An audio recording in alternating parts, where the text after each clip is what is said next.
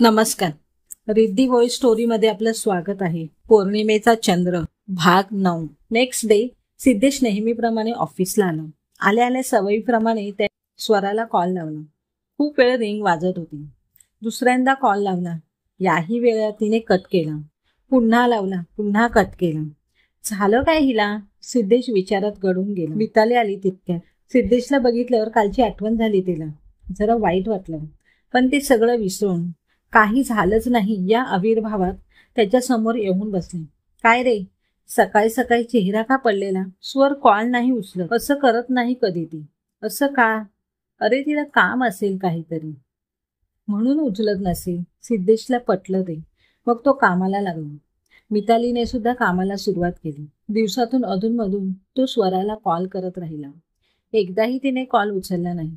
सिद्धेशचा mood खराब झाला होता. धड जेवलाही नाही.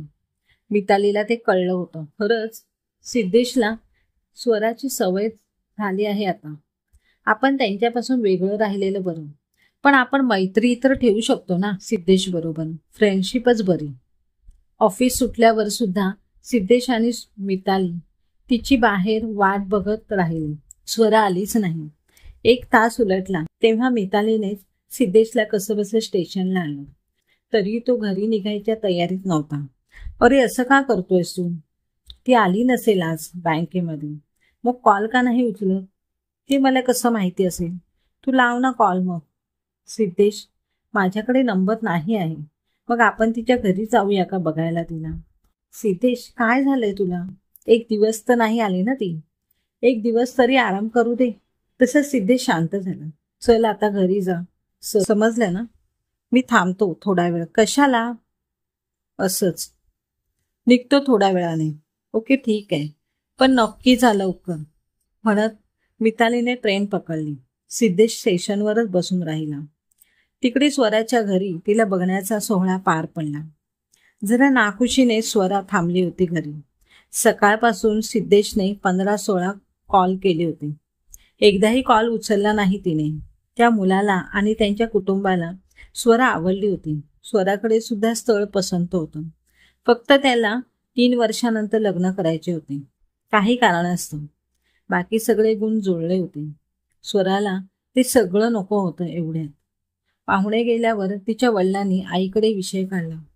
स्थळ चांगलं आहे. लग्नाला कशाला पाहिजे एवढी वर्ष? 3 वर्षांनी लग्न. मला नाही पटत ते. त्यापेक्षा आपण दुसरं स्थळ शोधू. या वर्षीच लग्न उरकून टाकू. ते ऐकून स्वरा बोलली, बाबा मला नाही करायचंय लग्न. तुम्हाला काल बोलले ना मी. गप्प बस. आजकाल जास्त तोंड चालायला लागलं आहे तुझं. तुझ्यात खूप बदल झाला आहे. पहिली कधी तोंड वर करून बोलली नाहीस. आता लगेच उलट उत्तर देतेस. सुट्टीच्या दिवशी बाहेर असतेस हल्ली. बँकेमधून सुद्धा उशिरा येतेस आजकाल. तुझ्या त्या मैत्रिणीला भेटलं पाहिजे एकदा. कशी आहे ते बघूया. स्वरा गप्प. आता काय झालं? गप्प झालीस. तुला सांगतो आता. मला हे आवडत नाही. खूप दिवस बघतो आहे मी तुला. उद्यापासून घरी वेळेवर येत जा आणि बाहेर फिरणं सोडून दे आता.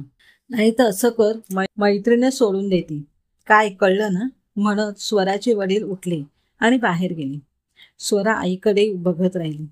मला वाटते तू सिद्धेश बरोबर जाणं आता सोडून दिलं पाहिजेस. नाहीतर अशी भांडणं रोज होत राहतील घरात. तुला लग्न नाही करायचंय ना एवढ्या, ते बघते मी. पण ते सांगतात तसं तरी वागशील ना? शहाणी हो बाळा आता. स्वराच्या डोक्यावरून हात फिरवला आईने आणि ती आत निघून गेली. स्वरा नाराज होती. काय ना, पहिल्यांदा प्रेम झालं कुणावर तरी आणि लगेच विसरायचं सुद्धा. कसं विसरू मी सिद्धेशला? पुढच्या दिवशी सुद्धा तेच झालं. सिद्धेश स्वराला कॉल करायचा आणि ती कट करायची. शिवाय स्वराने 3 दिवसांची सुट्टी घेतली होती. त्यामुळे ऑफिस सुटल्यावर ती सिद्धेशला भेटलीच नाही. 3 दिवस असंच सुरू होतं. मिताली काहीच बोलली नाही त्यावर सिद्धेशला. 4थ्या दिवशी स्वराने कॉल उचलला. हॅलो, बोल. अगं स्वर, आहेस कुठे तू? किती दिवस कॉल करतो आहे तुला. काय झालं? बोलायचे नाही का माझ्याशी? माझी काही चूक झाली आहे का? नाही रे सिद्धेश, तब्येत ठीक नव्हती म्हणून. मग कॉल तरी उचलायचंच ना. कॉल का नाही उचलत होतीस? असंच. सांग तरी, माझ्या घरी आवडत नाही, माहीत आहे ना तुला. Okay sorry. मग आता तरी बरे वाटते आहे ना तुला? हो, आता बरी आहे मी. ठीक आहे, संध्याकाळी भेटूया मग. बघू, खूप काम आहे. मग निघालीस की कॉल कर. नको, तू नको थांबूस. मला माहीत आहे नाही मी कधी निघणार ते. आणि आता खूप काम आहे. नंतर बोलूया. बाय. आणि स्वराने कॉल कट केला. अरे, काय झालं हिला? पहिली अशी कधीच वागली नाही ही. सिद्धेश विचार करू लागला. स्वरा बोलल्याप्रमाणे ती संध्याकाळी आलीच नाही. सिद्धेश नाराज झाला. चल रे सिद्धेश, अजून किती वेळ थांबणार आहेस? नाही भेटायचं असेल, काम असेल तिला. सिद्धेशने मान हलवली. ठीक आहे, मग तू जा. कुठे निघालास? मी जातोय इकडेच. इकडेच कुठे? का? थांबणार आहेस का अजून? सिद्धेशचं उत्तर नाही. सांगतोस का आता? मानसीकडे चाललो आहे. मितालीला शॉकच बसला. काय? मानसीकडे चाललो आहे? मितालीला राग आला. तुला काय वेडबीड लागलाय का? काय बोलतोयस? तुला तरी समजते का? हो. काय हो? आणि ती सुरतला गेली आहे ना राहायला. तिकडे जाणार का तू आता? नाही, ती आली आहे मुंबईला. आणि तुला कसं माहीत आहे? मला भेटली होती ती. अरे, तुला भेटली होती ती? आणि तू मला आत्ता सांगतोयस हे? कमाल आहे तुझी. इकडे कशाला आली आहे परत ती?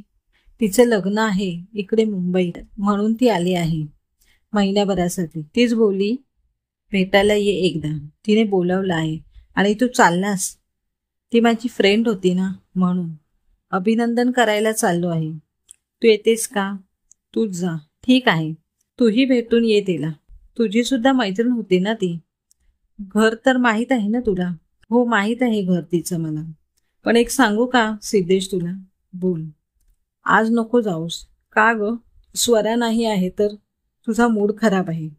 कामात किती चुका झाल्यात तुझ्या. सर तुला नाही बोलले काहीच, पण मला सांगितलं त्यांनी. तसं कधी झालंच नव्हतं आधी तुझ्याकडून. जेवताना सुद्धा कुठे लक्ष असते तुझं? धड जेवत नाहीस. त्यात मानसीला भेटायला चाललं आहेस. काय चाललंय तुमचं? तुला कळत नाही अगदी. काही नाही, तू टेन्शन घेऊ नकोस. चल मी निघतो. उद्या भेटूया ऑफिसला, म्हणत सिद्धेश निघून गेला. मिताली त्याच्याच विचारात गढून गेली. क्रमश उर्वरित कथा पुढील भागात पाहूया.